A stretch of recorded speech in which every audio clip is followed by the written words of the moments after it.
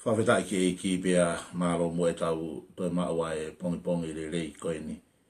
Tali fia lo ma whana koe ko ke mea mai ki tau kolowhia ma koe ia o e pongi ni. Pongi mo liti whoke ni aho wofolo mahiwa o me o e wanoa taha fitu pia ko wheha tapa o ngalua pe ko ke mea me iai tato e whetapa i he pongi ni awha pe o ku alomari e pe ai mea kotoa pia me apina.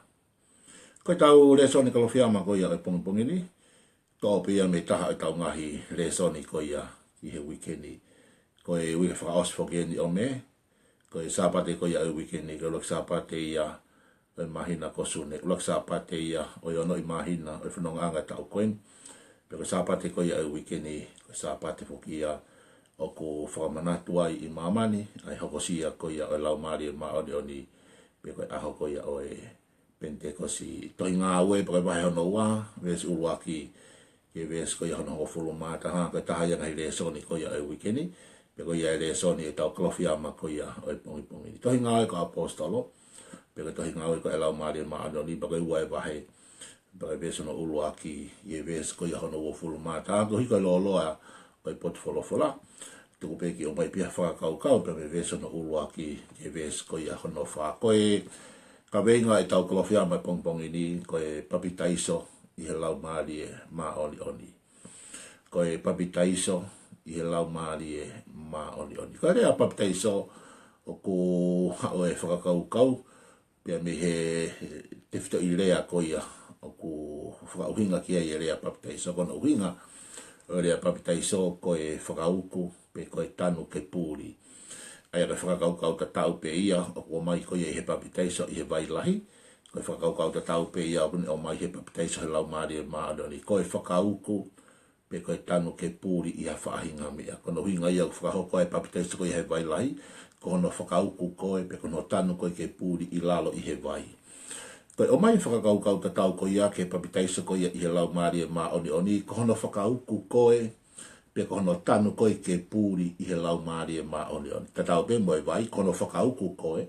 Pe koe tanu koe ke pūri a au pito koe i he vai. Whakauku koe i lalo i he vai. Koe rea ia, o kune whatu mai e whakakaukau he papitaiso koe ia i he vai lahi. O kune toi fofoa pe whakakaukau ta tau e papitaiso koe ia o lau maari e ma oni. Kei koe whamatala maari e o ngā ake tohi ngā ue wahai ua vese o na ulu aki i e vese koe ia hano wha. Koe liriu eni ato masu e si te ula watu, liriu pāki motu ahen. Tohi ngā ue wahe wāwes no ulua ki pia kua hoko sia ai aho ko ia o Pentekosi ko nau kātoa no to taha i he potu pe taha rea Pentekosi ko osi tala noa tu pe ki mua i he ngahi vitio whilawe i pia moe rea Pentekosi kono uhi ngā koe ni manoa. Toi tua si isu pia mi he pekia pia ne ha holo i māma ni hiri ene toi tuu i e foi aho ia e whānoa. Pia hiri aho e whānoa pia ne ha ili hake lewa i he langi tohi ngā ue wahe no ulua ki e baka vesko e hono hofulu mātaha. Sio whama ue ka wāko ngā ki he langi, pe tu umai o mo angelo, ne talangi kau tangata o kāreri. Ha no uhinga o mo sio whama ue ki he langi, ka sisu koe nau awe aho ni ko sisu te rau pe to e whoki angawa mai. Pe hiri koe apa nai whoki me lewa ka wāko ngā, o na aluhake lewa ke he loki o lunga, ves taha whāpa me taha ni maia. Ta mai lewa na he loki o lunga, o tataria i he lotu, tataria i he aukai, tataria i he lau folofola. Koe tatari ke palomes koe na talangi e sisu ke ki nau tōki o na nau mawahi me Jerusalema. Ka rewa ku hoko mai ai malohi pe me o lunga o ne whakakofu ki nau tōlu. Ko luke wahe ua whaai ko tāno atu ai. Pera vese no whanga fulu mahi wa alo pe ke osi ko ia o luke wahe no fulu mahi wha. Koe tatari ke tala ofa e tamai. Koe tatari ke palomes e tamai o kuhinga ia ki lau maari ma oni. Na nau tatari loki o lunga i fui aho e hongo fulu. Ka naki lewa foi aho e whānoa i e hiri toi tu upe ni hahaola sisu. Moi foi aho koe e hongo fulu na lau tatari he loki o lunga. Ka tohi ngā ue wahe uaki eni. He loki koe o lunga. Ka mata me veso no taha tolu ali foi ke veso no fulu maono. Na nau nofo lewa i he loki o lunga. Foi aho e hongo fulu. Ta naki hongo fulu me whānoa o ni manoa. Paka uhinga ia e rea Pentekosi koe foi aho e ni manoa. Kau lau lewa tohi ngā ue wahe no watala mai pe e hoko sia ai aho koe ia o Pentekosi. Kono toi liriu rea ta i hoko sia ai aho hono ni mango fulu. tala mai na o katoa no to taha I potu peta katoa loto taha potu peta I loki o lunga I upper room loto taha ko no hinga na taha pe e na whaka amu mara tu fu na te ke no baptizo ki no tol mai baptizo la mari man ko na no foko ia o na whaka te tua o na whaka amu o na hoholi ki mea peta one desire one aim ko na tamua taha pe ki e palo mesi ke na wa usia palo mesi ko ia ai tamai ko ai ko hinga ia ai tala sisu ki baptizo ko helau mari man ko na loto taha na whaka amu ia na whaka amu ke na wa usia ai tala ofa pe ko mea ofa ko ia tatalang e sisu ka tina uke na onofo se salem ona na mawahe mea ka areva u hoko sia mai ai vi ko ia lau mari ma ono universo no wa pe na whaka foki wha pe na e fu ulu pe mihelangi o hangeha futuoni matangi malohi apito pia whakapito aki ai whare ko toa pe na nau nofo ai pe na e hama vi sana tolu pe na e hama ki nga toa ngai elelo manga o hangi ko ia fi pia nofo ia tiki nau tolu takita pia whakafoki whampe kua hoko mai futu oni matangi maloi apito koe mighty rushing wind he loki olunga ko futu oni matangi maloi apito pia koe fai matangi koe ni talamai na le whakafonu e ia ai whare na le whakapito e ia ai whare ai loki koe olunga aparu koe vesila lewa hana tō tau pia hamai lewa a elelo manga hange hafi o nofo ia tiki nau tolu o maari e taimi na hoko mai e lau maari man ni he loki o lunga i e whawa matala rau ngā ki e luke I tohi ngā awe. Taimi na hoko mai e lau maari man ni hoko mai I he o ngofo I metaphor e ua uluanki le tō mai hanga hafu tuoni matangi mālohi pia mo e relo manga hange hafi. Ko hoko mai ke futuoni matangi mālohi o hau I o nofo ia ai whare ko ia peka loki ko ia o lunga ai na nau ko iai.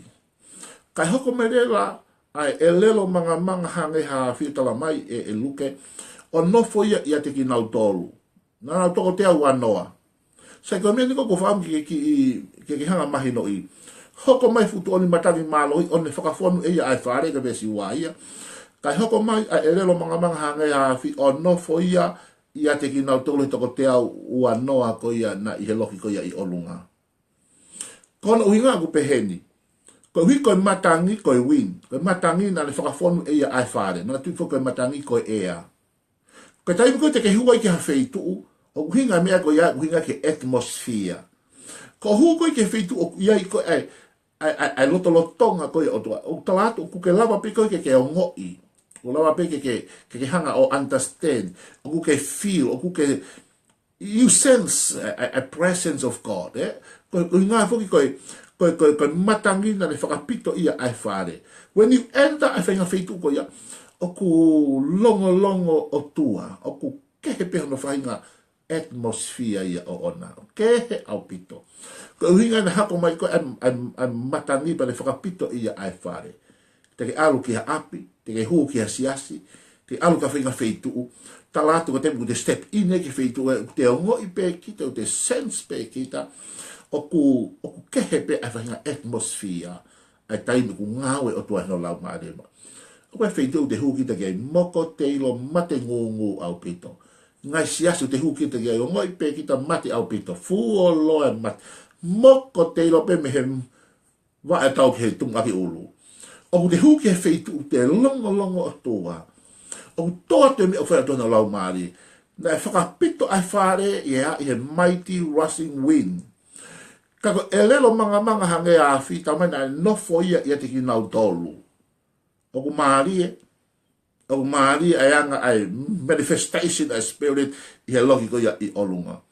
Nofo lewa ai elelo manga hange a fi I he tako te au ua noa. Kaya no uhinga. Ko ia fi e nofo ia te ki nau tolu. Ka koe matangi e whakapito ia ai whare. Ko atmosphere ia. Hallelujah. Koe ku lotu ia ke hanga o tua o whakapito a atmosphere.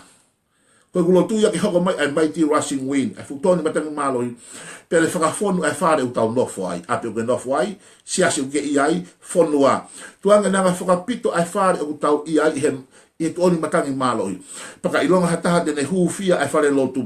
Ilonga hataha ne hufia ai siesi. Patuanga ke ne hanga iloi. Pane o ngoi ai lotolotonga o tua I wharendi. Tui mwone rea se kopia se nesi wawalu. Tā au I kai koha potu kehe eni. koe ni e fu matapa ki he lani.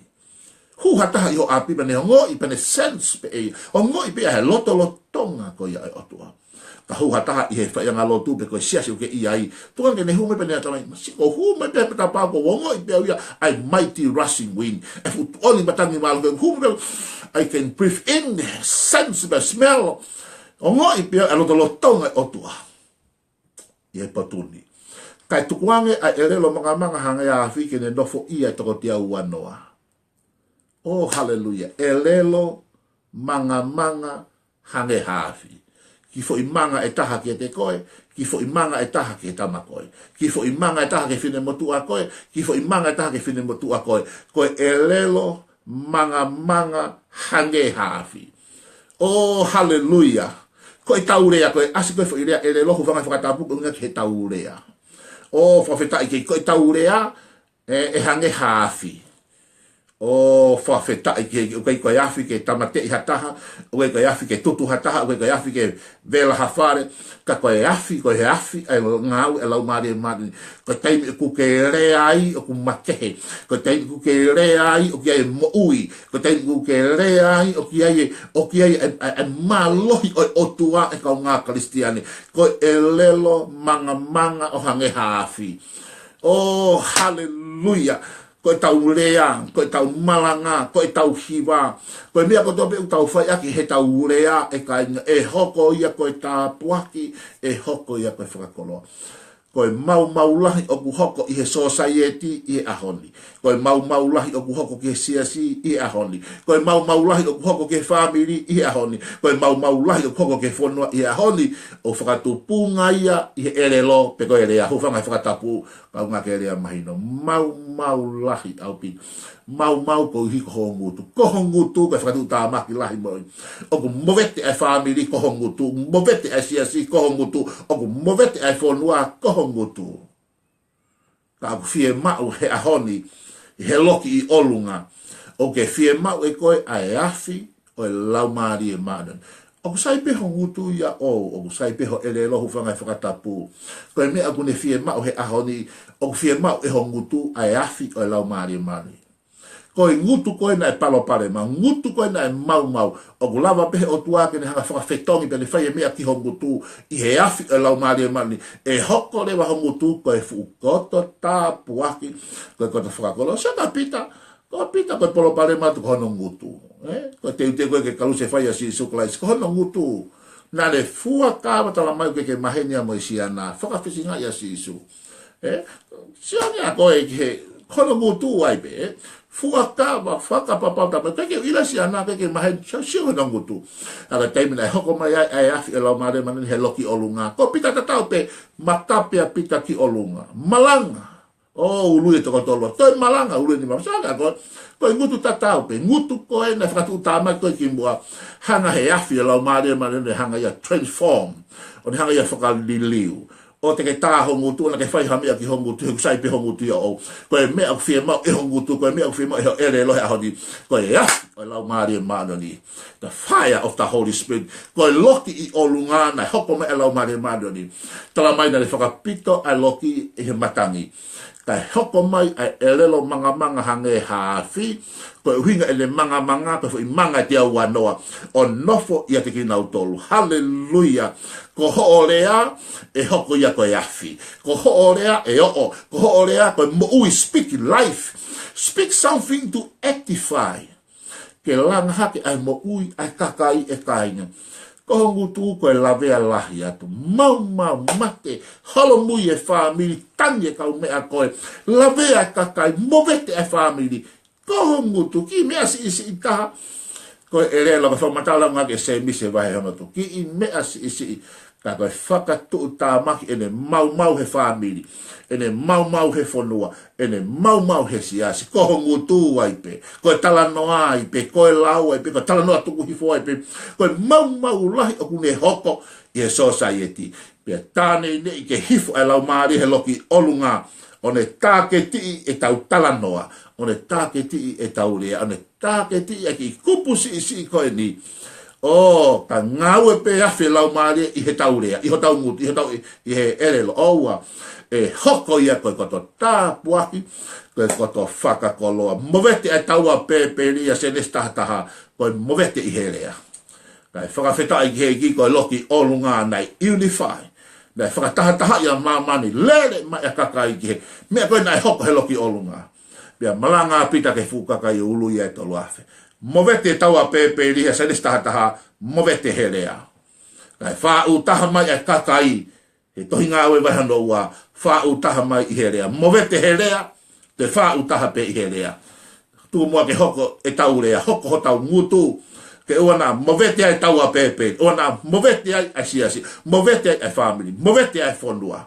Kai tuku mua ho tau ngutu, ke ne hanga whakatahataha I mai e family, whakatahataha I mai e siasi, pa ne hanga whakatahataha I mai e whonua, pea ului e tolu afe ki he eiki, toi ului mo e di maafe, I ho ngutu pe. Koe papitaiso he lau maari e maari ni, koe hoko mai e lau maari e, pa ne hanga whakauku kotoa ki tau tolu, he lau maari o tua. Pea pure I ki tau tolu, he lau maari o tua. Control, fully control homoi. Hallelujah, me ho tumaki ulu ka whai. Hange tau peke papitaiso kai vai lehe, kono whakauku koe pe tanu ke puri. Pa ke puri a koe ka mausio peke he vai, o pehe pe papitaiso he lau maari e. Kono whakauku koe pe tanu ke puri, pa ke puri au pito koe pe au puri pe muau. Hai mea koe a, koe Holy Spirit, o kune fully control homo, ho atamai, ho si, ho ngutu, ho tāna noa. Peke mea kotoa pe, I ho aema, o ko control ia, he lau maari manani. Koe weekendi, tuange mua, ki tau papitaiso lau maari. Koe ulotu hea honi, ki angai o tua hua ino lau maari e, pe papitaiso ko he lau maari manani, I api ngā fitu pe, hey, it's beginning to rain. O tau mui ko ngā whaka o si, o stala pe si ori wahewa me no mufulu mamalu, e ngai a whaka o si te hua I lau maari e, Kihe ka tano ko toa pe. Oh, hallelujah. O kai ke whili mana ko hua I ke tonga haa moa fisi mauri pālangi Europe Asia. O hau I o hua I o tuana lau maari e ke inasi e taha ko toa pe. Siasi ko toa pe. Oh, hallelujah. O kai ke whili pa kai ke lau lano. O kai ke whili mana ko. O hua I o tuana lau maari e. Ke ka kano ko toa pe. Inasi he papitaiso lau maari e mano ni. Ke hoko koe tāpua ke family whanua bea moe siasi. E tamai ke ulotu ia, tāpua ki tō taha kotoa pe hua I ho lau maari e mana ni, ke kakana kotoa pe, ke papitaiso ho kakai he lau maari e mana, hangi pe koe hoko he loki olu ngā. Pe ke hanga whakarea I ki nau tō, ke lea kehe kea whatatau, pe he ngā haue, o whai ho lau maari e mana ni, pe ngahi mua ho maungutu, ke hoko koe tāpua ki. O kai koe mowete e whanua moe family, moe siasi ho maungutu, ka hoko mua e relo manga hange hafi, ke hoko e maurea koe koto tāpua ki. Ya langa hake ke tapa kotoa pe mo ui, ya sisu Christ ko alfa mo ui. Amen.